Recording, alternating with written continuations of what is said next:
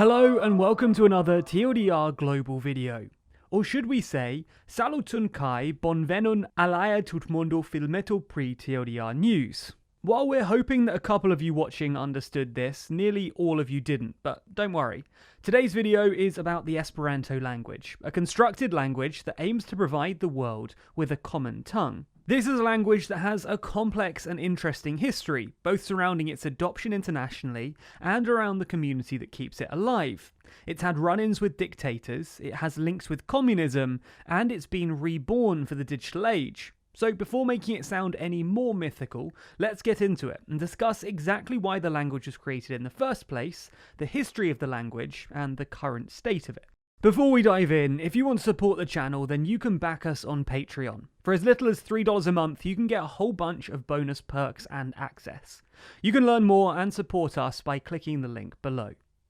A good place to start is exactly how, why, and by whom the language was created. Back in the late 1870s, early 1880s, an ophthalmologist called L.L. Zamenhof realized that in his hometown there were 4 different groups: Russians, Poles, Germans, and Jews, all of whom spoke their own language. Zamenhof wanted to change that, as he saw language as a barrier to world peace. He even spoke of the misery caused by language division that he saw in his hometown, and believed that this issue could be solved and world peace could be established if there was a community of speakers of a universal language. So naturally, he created Esperanto. Or rather, he created the international language, the original name for his constructed language. In 1887, he published a title called Dr. Esperanto's International Language. Dr. Esperanto was Zamenhof's pen name, and what would soon become the name for the language. With the community of Esperanto speakers growing, in 1905, Zamenhof published Fundamento de Esperanto, which clearly explained how the language worked, and later that year he established a world conference for his language. In Zamenhof's constructed language, Esperanto means one who hopes, which is rather fitting given Zamenhof's rather lofty goals for the language. In order to achieve the world peace he was seeking, Zamenhof needed to make the language as easy as possible to learn to encourage adoption. And so, well, he did. The language has its roots in some of the largest language in Europe, such as German, French, English, Russian, and Polish. The grammar was also designed to be easy to learn, without the wide array of exceptions that we have to remember in school when learning other languages. While some may claim that it will be more worthwhile learning another, more widely spoken language, Esperantists would claim that it will be a more fruitful endeavour for everyone to learn Esperanto, as if enough people did, it will be much quicker for everyone, and we could all have a common, universal language. In order to facilitate the spreading of the word about Esperanto, in 1905 the Esperanto World Conference became annual. To this day it still is, and has only been cancelled during the World Wars and the coronavirus pandemic. In the early days, Esperanto had some successes. Books began publishing in the language, and even a small condominium ruled by Belgian and Prussian authorities adopted Esperanto as an official language between 1908 and 1920, when the area just became part of Belgium. During these 12 years though, Neutral Moresnet's national anthem was in Esperanto.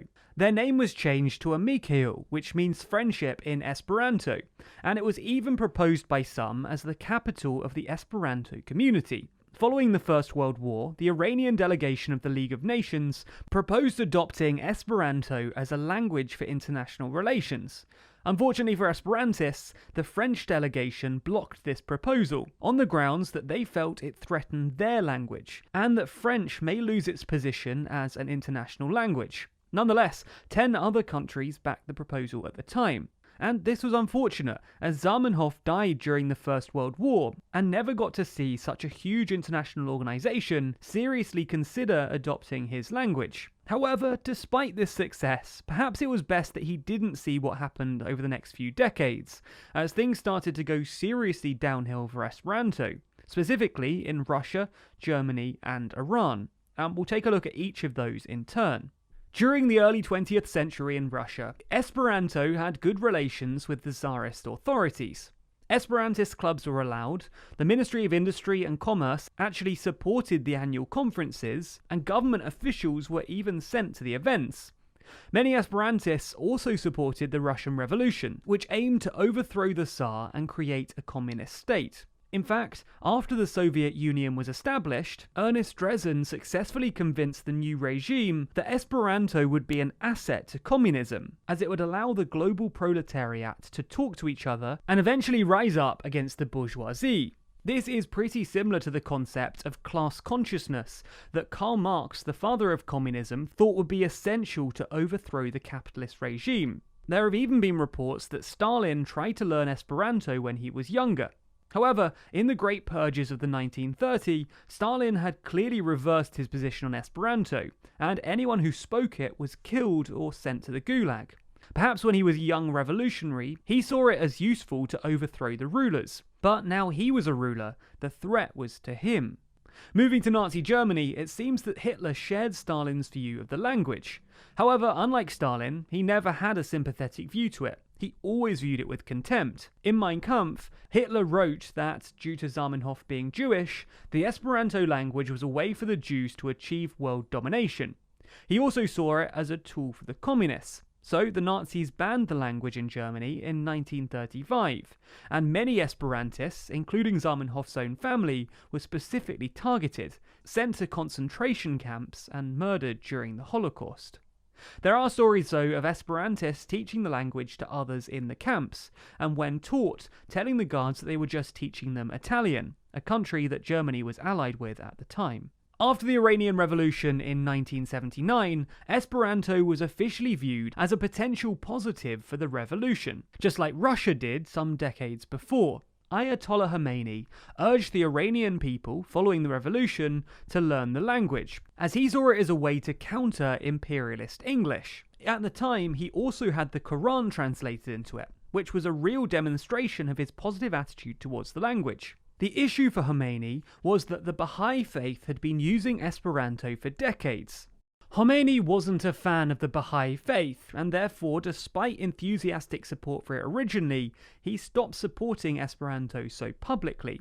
Therefore, these three examples demonstrate that while Esperanto is just a language, there's been a hell of a lot of political involvement, almost certainly stemming from its rather grandiose goal of world peace. The question now, though, is can Esperanto still grow?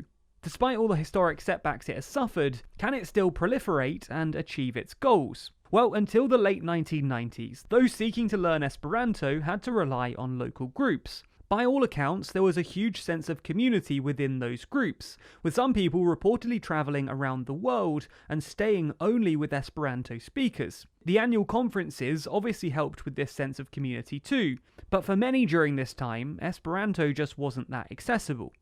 That all changed with the internet. In 2001, Wikipedia was created, the Esperanto version of Wikipedia, only the 11th language at the time to get its own Wikipedia.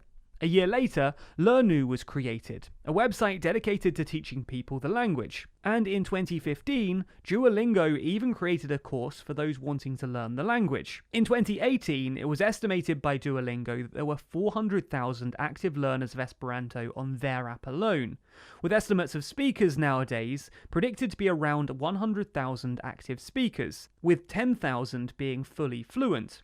This, though, appears to be a conservative figure, with others claiming that the real number is closer to 2 million speakers.